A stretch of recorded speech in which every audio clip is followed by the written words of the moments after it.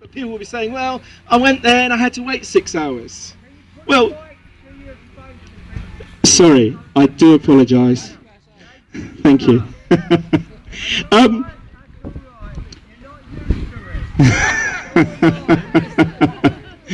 Right, where was I?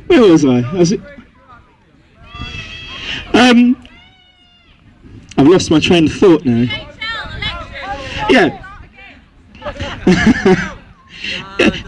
What they're doing with our NHS is they're making us dissatisfied with it, or dissatisfied with certain services within it. And then what they will do is they'll take that service and they'll say that this private company can do it better, or that private company can do it better. They're doing it all over the place. But what's actually happening is the reason why we're in debt is in this health trust is because a lot of the money is going into private hands, into the builders who built the various hospitals. Okay, are constantly charging. The rent they're having to pay is just enormous, and that isn't going to reduce. Those contracts won't stop, but what will happen is nurses will lose their jobs, healthcare workers will lose their jobs. People will not be replaced once they retire. They'll not be replaced once they leave to go to another hospital. And what that will do is it will mean that service is reduced and reduced and reduced until the point that you come along with a broken leg, waiting on a hospital bed for hours and hours and hours, and you'll be saying, I need help. And they'll be saying, well, someone else can do that. Okay, thank you.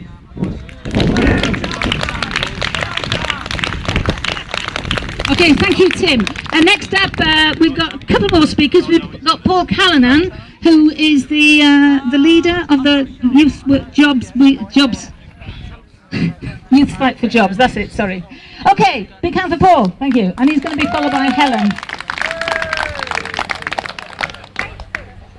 Well, it's been a fantastic show of anger today against the government's attack on our NHS. And I think it's very important that now that we've had this demonstration today, that we don't just go away, but this campaign continues, that we build a strong, united campaign of NHS workers, of workers from the local area and people from the local working class community to turn the tide of these attacks back and to put forward that we want a fully publicly funded NHS. We want the end of PFI, we want the debt to be written off, we want the hospital buildings to be taken back into full public ownership, and we want a publicly owned democratic national health service and hospitals that are actually there to serve the needs of people in South East London. But this is also just one part of a massive programme of austerity that this government has unleashed on ordinary people, on the working class, on young people, in order to pay for the mistakes of fat cat bankers. Under the cover of there being a massive deficit in this country, this government are cutting our jobs and cutting our services to say that there isn't enough for our hospitals, there isn't enough for our schools, there isn't enough for our council services, while all the time the bankers are still creaming in huge bonuses. £800 billion sits in the bank vaults of the super rich, uninvested in jobs and services because it's not profitable for them. There's £120 billion estimated by the PCS, the Tax Collectors Union, that goes in evaded taxes by the super rich every year. Well, why don't we take some of that to pay for our hospitals? Why don't we take just some of that to pay for our schools? Now, a number of speakers today have raised the importance of the October the 20th demo, and that's a perfect opportunity to draw all these fights together, to draw in the council workers, to draw in the hospital staff, to draw in the people that use these services, to draw in teachers, to draw in everybody, and also to unite these fights and to build a mass movement against austerity. But also, we need to use that demonstration because just this Tuesday at the TUC's annual conference, they adopted possibly the most important motion that they have since the 1920s. They've adopted a motion to look into the practicalities of a general strike. And now we've got to make that a reality. That's what's going to stop these cuts. It's organised action by working class people, organised in their trade unions and supported by the communities. So let's go forward from this. We've also got to look to the student demo on the 20th of November. We've got to draw the fights together. We've got to build a mass movement against austerity, and we've got to build a political movement that gives working class people and young people and students and the unemployed a voice, an alternative to the free mainstream parties. We've got to say that we won't pay for their crisis. Thank you very much.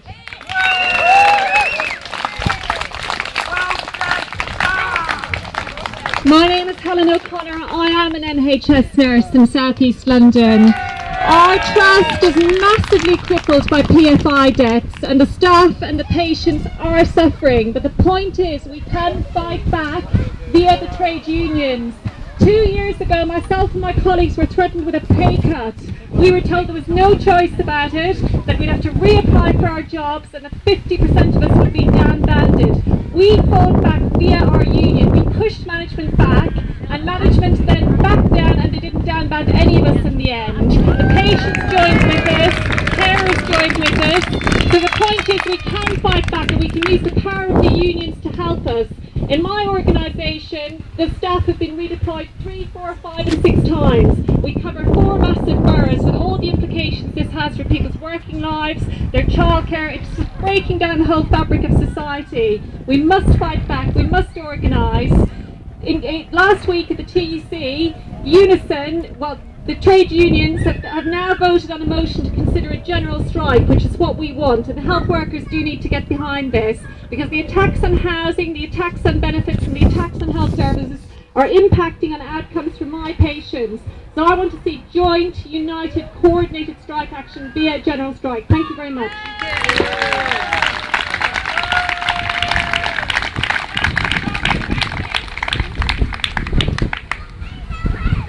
Thank you, brilliant. Thank you, Helen.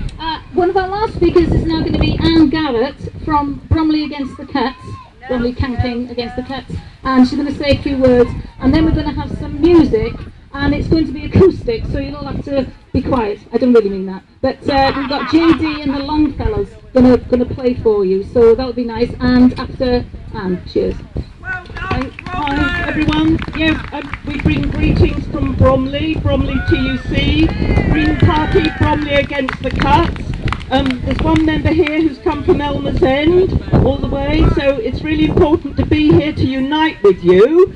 It's so important that all parties, all organisations unite over this. Whatever our differences, we know what our main message is.